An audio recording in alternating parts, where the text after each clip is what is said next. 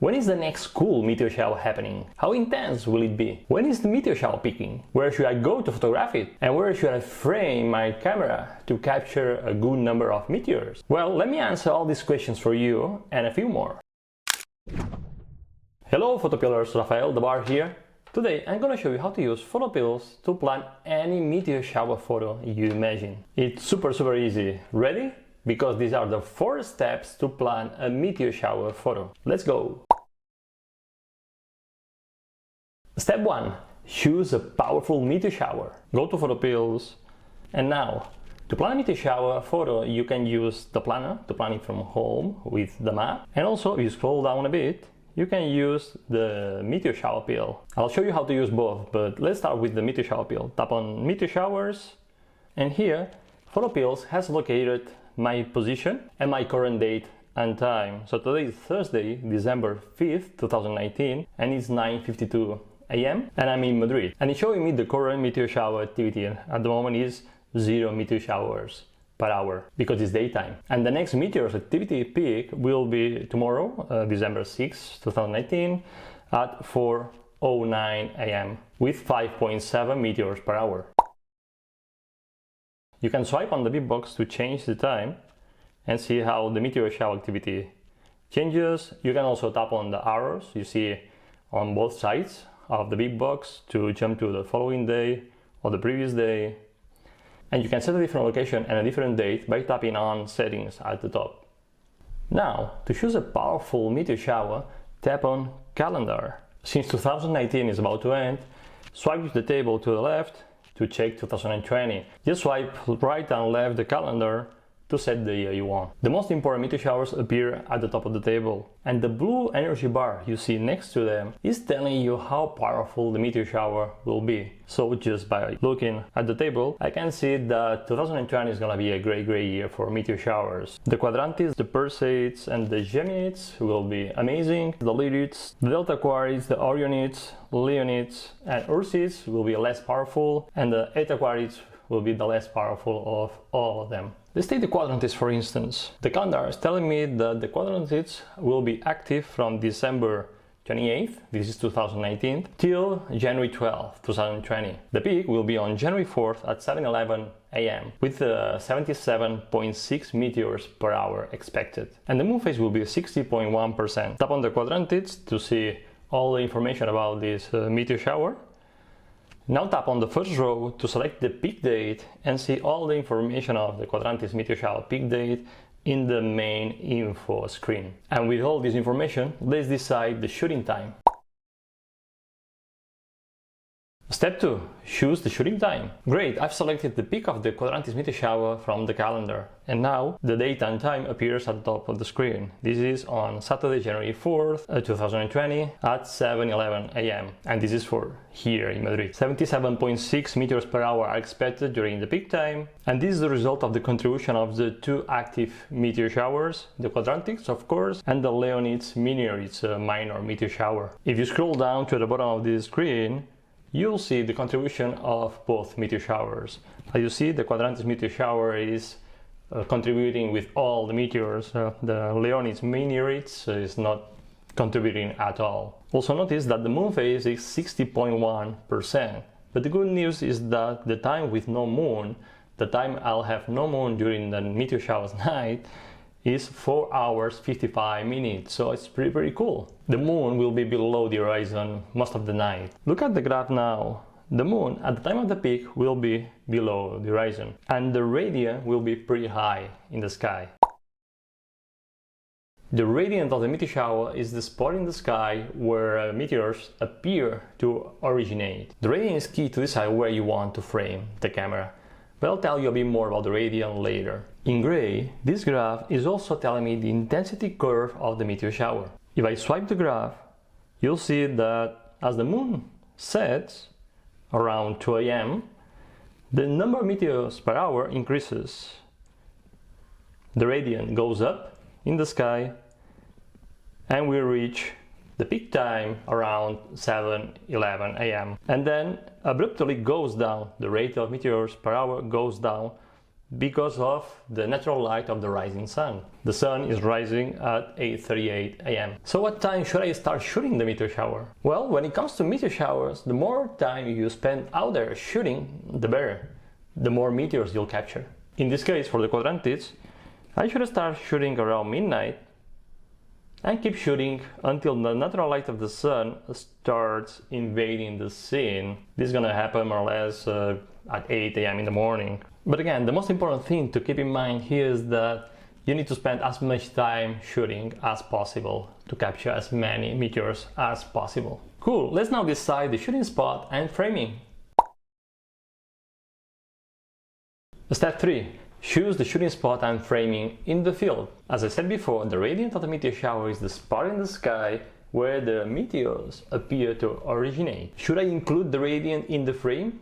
Well, it depends. Yes, meteors can appear everywhere in the sky, but locating the radiant is key because it will help you decide where to frame the camera depending on the photo you want. On the one hand, you want the radiant in the frame if you want to create an image in post where all the meteors appear to converge in one single spot in the sky. All the meteors converge to the radiant. If you wish to learn how to create this effect, I'm leaving the link of our super meteor shower guide in the description of this video.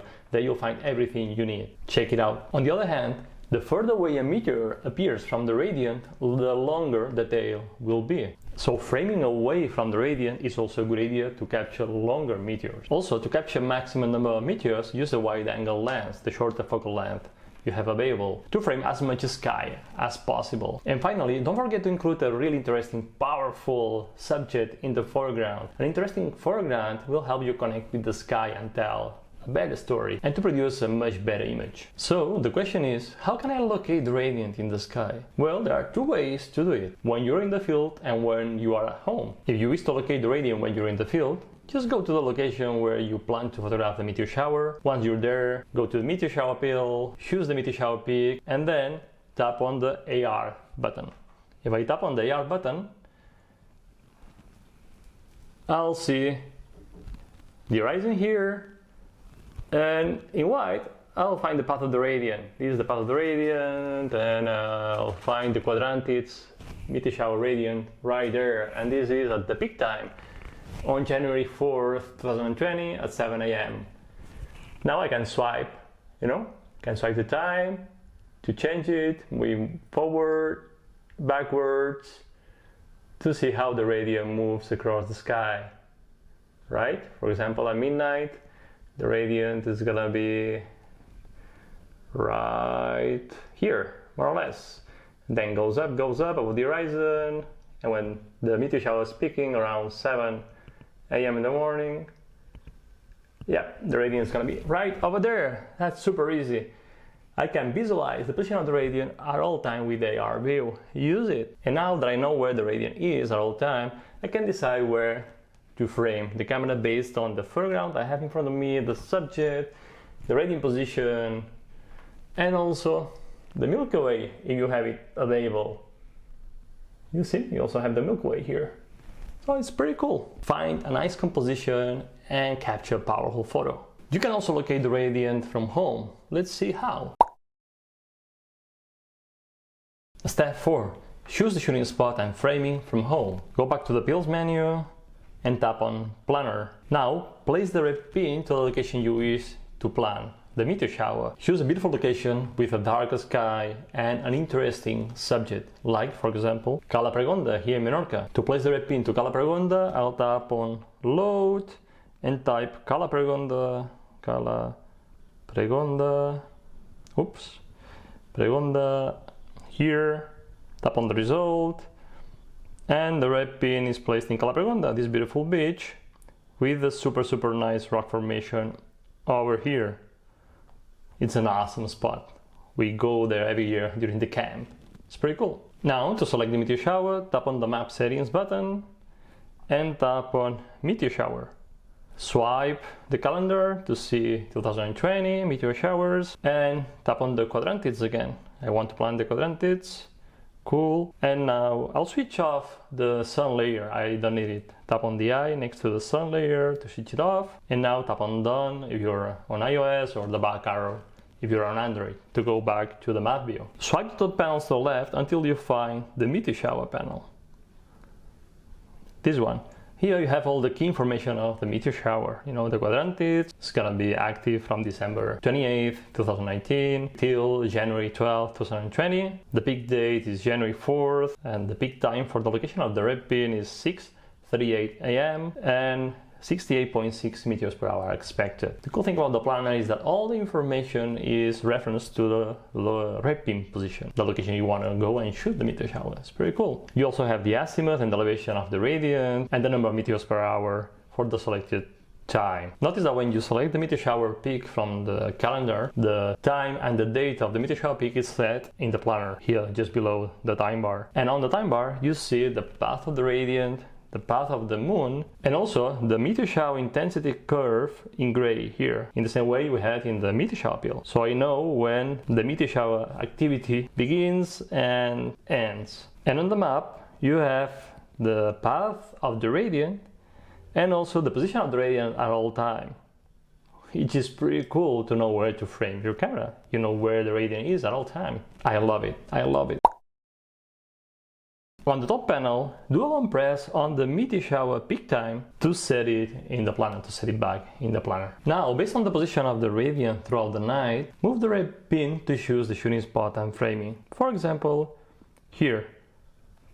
This shooting spot is pretty cool because it allows me to frame the radiant throughout the night, so I'll keep the radiant inside the frame at all time, and frame this main subject here, this beautiful rock formation, so I can create this image where all the meteors appear to converge in one single spot, combined with a really interesting and powerful foreground. So this is gonna be my shooting spot. And that's it. This is how can you easily plan any meteor showers photo you imagine with PhotoPills. Now to save the plan to my to-do list, just tap on Save, Plan, choose New Plan, and here type the name, Quadrantids.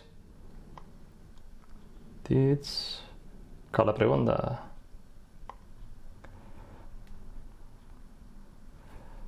Save. That's cool. Awesome. I'll leave the link to the plan in the description below of this video so you can import it into PhotoPills too. And if you wish to learn how to photograph a meteor shower, I'm leaving the link to our meteor shower photography guide in the description below. Check it out. Give me a like, subscribe, and I'll see you in the next video. And remember that you have the power to imagine, plan, and shoot legendary photos. Bye.